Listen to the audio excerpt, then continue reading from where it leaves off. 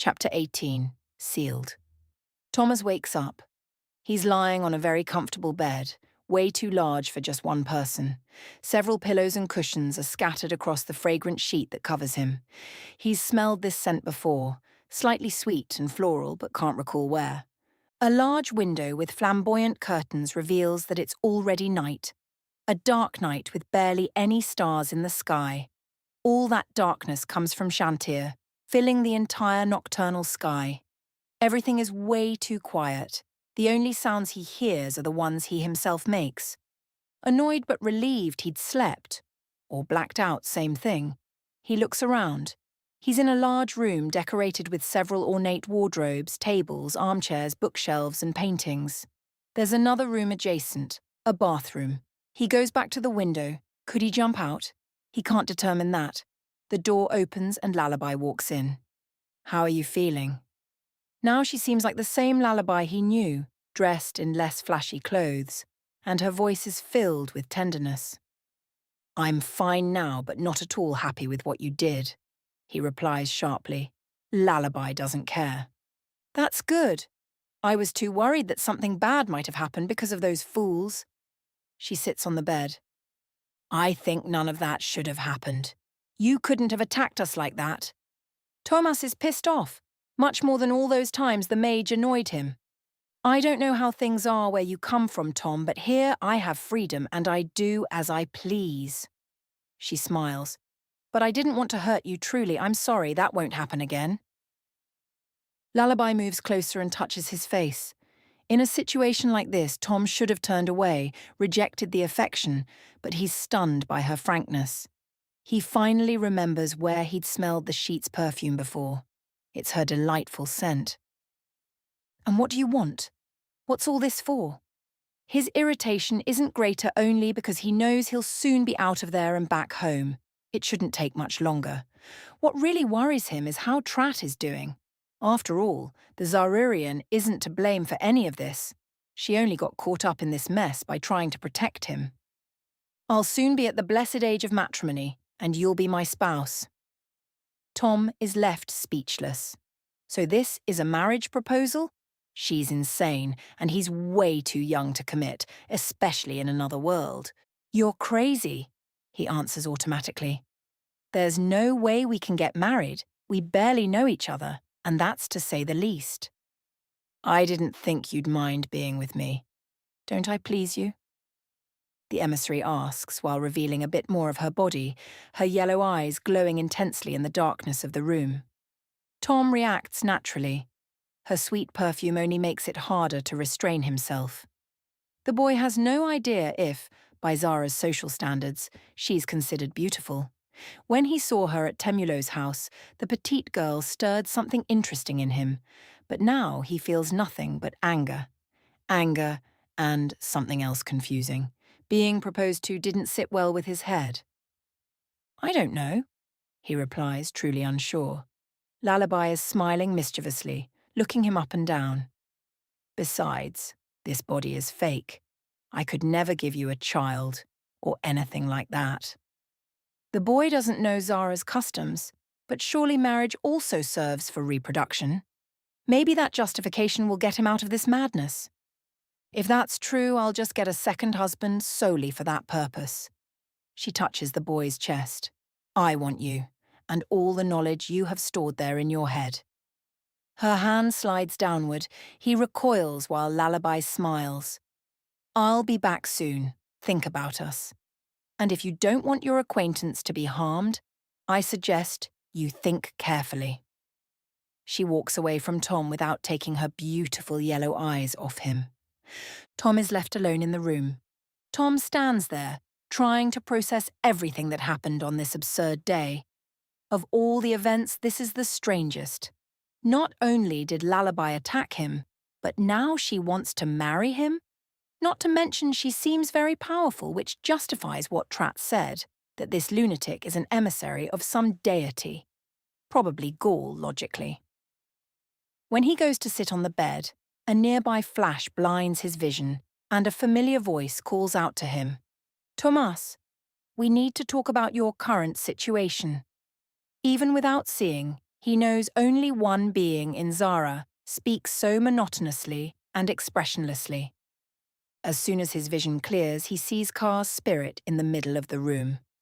His appearance is the same as when he manifested at Temulo's house, but this time he doesn't carry a sword. "Oh, now you show up. Don't you think you're a bit late?" he asks, both irritated and relieved. "Unfortunately, I couldn't do anything to protect you in your conflict." "Why? If you knew what was happening, shouldn't you have done something?" After all, Car's spirit had said he would protect him during his stay in Zara. Car deemed the experience necessary and important for your learning of the arts. The voice remains detached from reality, but the body shows some curiosity about the room he's in. Seriously? Getting impaled was really enlightening. The memory of the pain is still strong. I understand your frustration. However, nothing could be done with an emissary of Gaul involved. Then don't give me that. Car didn't think it was necessary to pick a fight with another deity over something as small as this. He huffs in irritation. Indeed, that was considered. However, it doesn't lessen the important lesson this situation has brought you, nor Car's wish for you to overcome it. "Yeah, sure, totally overcame it, 100%, woohoo!" he responds sarcastically. "Now get me out of here. I don't want to be around that lunatic another second." "There's a problem that needs to be discussed." "Problem?" he asks, very, very worried. He doesn't want his first time to be in a body that's not even his. "The bracelet that was placed on you prevents me from taking you to Car's chapel. All I can do is release your consciousness back to your original body." "Phew." He laughs nervously. "You scared me. I thought I wouldn't be able to go back." Tom hadn't noticed the silver bracelet on his wrist, so that's what it's for. "Returning to your original body won't be a problem, but I can't remove the golem from the emissary's control. When you return to Zara, you'll be in the same place, under her control. Nothing can be done while your body is using the shackle." Tom tries to remove the bracelet without success, but that's the least of his worries now. He didn't need to go back to Zara. Surely there are other places where he can learn more. And if not, that problem can be solved later. All he wants now is to get out of there. "Get me out of here. I'll figure out what to do about this later." "As you wish." Another flash, and when Tom realizes he's lying in his bed with his off-key alarm blaring desperately.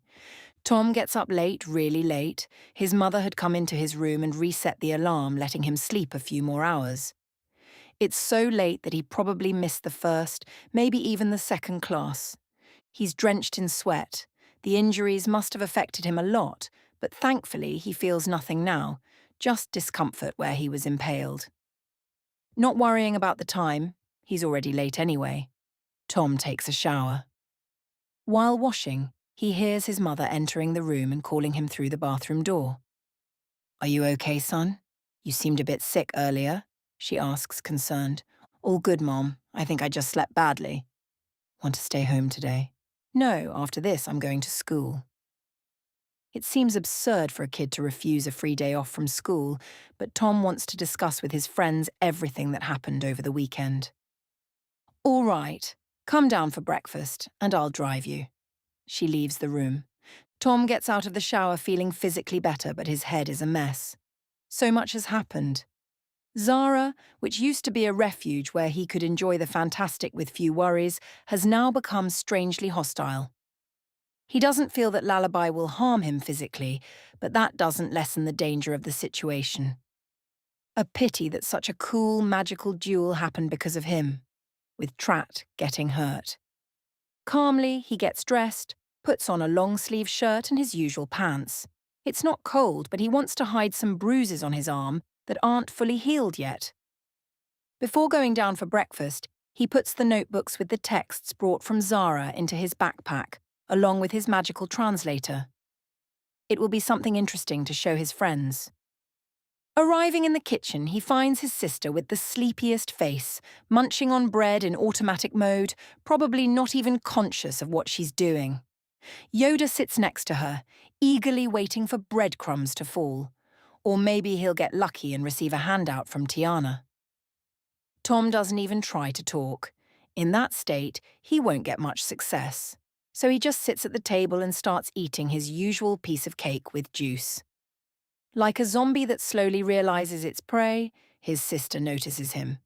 It's not normal for him to be home this late, so it takes a while for her to register. Between yawns, she approaches him. Tom, you didn't go to class? Her eyes slowly start to open with difficulty. Her speech is sluggish, unrecognizable, like a zombie. They locked me up in Zara, he replies softly. So it took me a while to get back. Huh? She mumbles, confused. Tom doesn't know if she didn't hear or just didn't understand anything because of the sleep. They chased me in Zara and ended up locking me up, but I'll tell you everything later. They locked you up in Zara, son? His mom enters the kitchen already dressed to take him to school. And how did that happen? Tell Mom. Tanya, Tom's mom, doesn't know what her son's talking about. She imagines it must be some joke, video game, or RPG. The important thing is to participate more in what he does. Well, he gets a bit embarrassed, hesitates to start talking, but there's no point in avoiding it now. Better to tell everything. And whatever his mom thinks it is, he'll just agree. Tom doesn't waste much time explaining how he ended up on the train, or even in Zara, and who the people are. He tries to keep everything vague. The important part is emphasizing the battle that took place and his imprisonment, leaving out, of course, all the marriage stuff. Tanya and Tiana, now more awake, listen closely. His sister because she knows the account isn't a joke, and his mom because she never imagined her son could be so energetic talking about his games. After listening to everything, she starts. You can't stay up playing so late, got it? She doesn't seem really mad, but the message is serious. I'm going to the car, finish up and let's go. She leaves the kitchen smiling. Later I want details. Tiana now seems fully awake. You got it, but I gotta go. If not, Mom might leave me here and I'll have to walk. He says goodbye to his sister and runs to the car. It doesn't even take 10 minutes and Tom is already in the school courtyard. His mom probably had some appointment downtown, that's why she offered to drive him. As he says goodbye to his mom, he hears the bell for the start of the third class ring. Without even thinking, he runs to the classroom. He can't afford to miss another class today. Tom arrives practically at the same time as the history teacher. Baker is a calm and fun man who tries hard to make sure the students absorb something useful from what he explains. However, no matter how enthusiastic he is about the topic, the class doesn't seem to share the same feeling, as if he has a magical aura of pure boredom. The man has always been a lover of wars that occurred through the centuries. His passion was so great that he even joined a historical battle reenactment group for a while when he was younger. He also plays Warhammer and other miniature games. Polite as always, the history teacher steps aside at the door so Tom can enter the classroom. The boy runs to the back and settles at the desk next to Rafa, who's relieved to see his friend. He was worried that something had happened over the weekend, which, of course, it had. The redhead tries to get some information from him at the start of class, but Thomas asks him to wait until they're together with Susie after all. He doesn't like repeating things, so it's better to tell everything all at once. After a quick roll call, Baker starts the class. About halfway through the material, the topic of patriarchy comes up, a very fashionable subject in current political discourse, grabbing a bit of the students' attention. Not wanting to lose this rare, sudden interest, the teacher starts to explore the issue more. Class, you need to understand that this tradition, patriarchy, is extremely old. It was already present at the dawn of humanity. For biological reasons, men hunted and defended the communities, while women took care of the children. Over time, this tradition developed and evolved. But today things are different. No one needs to hunt or fight wars anymore, replies a girl from the middle of the room. Tom had only talked to her a couple of times in all the time they've studied together. But that's today. And if you look closely at the current world, you'll see there are still many wars. And it's not even been a century since we had a world war. That's a very short time for a cultural tradition like this to disappear completely. So it's the men's fault. They're brutes who want to solve everything with violence. The girl continues. It's not quite like that, especially nowadays. This is a complex subject. I'm just trying to give a broad overview. He justifies not doing such a good job, at least in his mind. He doesn't have enough knowledge for a deeper discussion. So, Tom starts. If there were a society where power wasn't based on physical strength, where both were equal, wouldn't it be plausible to think of a society where the female sex made more decisions or was more dominant? There are records of societies like that in our historical past, matriarchies. So it wouldn't be absurd at all to think that something like what you suggested could happen. But as I said, it's very complicated, since religion has always played a very strong role in this kind of social structure. The teacher continues answering the students' questions while trying to get back to the planned topic without losing the class's interest. Tom had never considered Zara's societal structure, but after the lesson, it made sense. Women likely held more power there.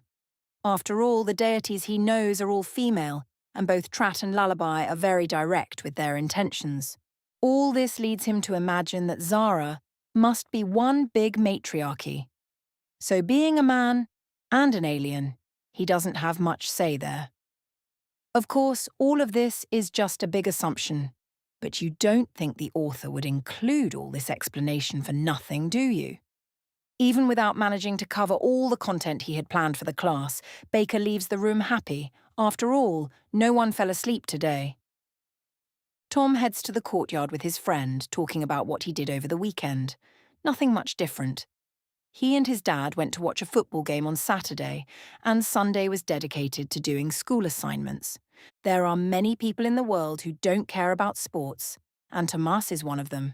The boy doesn't even know if there's a championship going on, or which teams are currently popular. So he lets the redhead talk about the match while he just agrees. Not much later, they reach the courtyard and find Susie. The friend is talking with April, Mandy's cousin. That's kind of strange. First, because April isn't known for being social. Second, because the boys had no idea the two even knew each other. As the duo approaches, Susie says goodbye to the girl with glasses and heads over to them. Didn't see you earlier, Tom. Everything all right? She looks at him more closely. You seem kind of different. Everything's fine, and I'm the same. He responds, annoyed. He doesn't remember how many times someone has pointed out that he seems different. So, what happened? You said you'd tell me as soon as we were with her. Rafa asks, impatient. Something did happen then? She crosses her arms, making a curious face. Yeah, he arrived late today. Spill it already then. She sits on a nearby bench. Tom tells them everything that happened over the weekend and in Zara. For better understanding, he summarized it as a single event. It's easier to explain that way. When he mentions the books he brought from Zara, he pulls the notebooks and the translator out of his backpack to show them. Susie almost snatches the device from his hand. She's very curious. So much so that she spends most of the narration looking at the texts and fiddling with the device. Finally, the battle on the train approaches. The boy is excited to describe how everything happened, but Tsukimoto lets out a small, stifled squeal of fright. What is it, you crazy? Rafa was startled by her scare. This thing talks. She points to the translator glasses. What do you mean it talks? Tom asks, incredulous. The glasses had never spoken to him, even once. It doesn't talk like a conversation. What I mean is I can hear the pronunciations of the texts. It's so strange. The Zaririan dialect sounds like a mix of Arabic and hissing to Susie, utterly incomprehensible. And how did you make that happen? Tom always went to Zara with the golem, so he never had trouble with oral communication. But one day he wants to visit that world with his own body, so he'll need to talk without that crutch. Studying the pronunciations will help a lot. You just click on the floating words. Rafa, who had also seen how the glasses worked, quickly retorts, only you would click on a magical illusion. She facepalms. Maybe so, but it worked. And apparently Tom didn't even know about it, you idiot. He flips him off. Rafa returns the insult, and this starts a silly competition to see who can tell the other to go screw themselves faster. In the end, they're all laughing at the idiocy. After catching their breath from the laughter, Tomás continues recounting the events of his weekend, culminating in the fight with Lullaby on the train and his imprisonment in the luxurious room. He also makes sure to mention how he's going to remain trapped there whenever he returns to Zara due to the bracelet he was forced to wear. Still at the start of recess, Mandy walks past the group as she heads to her favourite bench. Not being able to ignore her ex, she notices something strange about Tom. Previously, just seeing him already scrambled her thoughts, but now there's something else that tells her to stay as far away as possible. The whole sensation is very confusing and conflicting because the boy looks the same. Little does she know that Shad is a possessive deity. Putting him aside, she starts enjoying her snack brought by one of her followers. Just after her first bite, she gets a message from April. By any chance, did Tom used to play RPG? Mandy reads her cousin's question, confused. April isn't one to get easily interested in someone, and this wasn't the first time she'd asked something about her ex. Not that I know of, she replies curtly. Maybe it's a bit of jealousy. You should try listening to what they talk about during recess. Why? She looks over at Tom's group. They're a bit far, but it's possible to see that they're talking excitedly. Just do it. Tell me later. I'm heading up. Mandy puts her phone away and goes back to drinking her soda. Tom rarely talked about games with her, and when he did, it was always about video games. Her ex-fling always liked comic books and dumb movies. Suddenly getting into D&D is quite the leap, especially since she's sure that both Rafa and Susie don't play either. With recess ending in a few minutes, Mandy decides to head back a bit early, passing close to Tom to try to overhear what they're talking about. The trio makes no effort to keep their adventures secret. After all, it's all so absurd that no one would believe them. So there's no reason for secrecy. Mandy walks by them, feigning disinterest, but her ears are fully focused on the group. Tom talks about how he was captured on a train, with magic being used and explosions. All like a scene from a fantasy movie, except this time he was in it. It really does seem like the boys started playing RPG.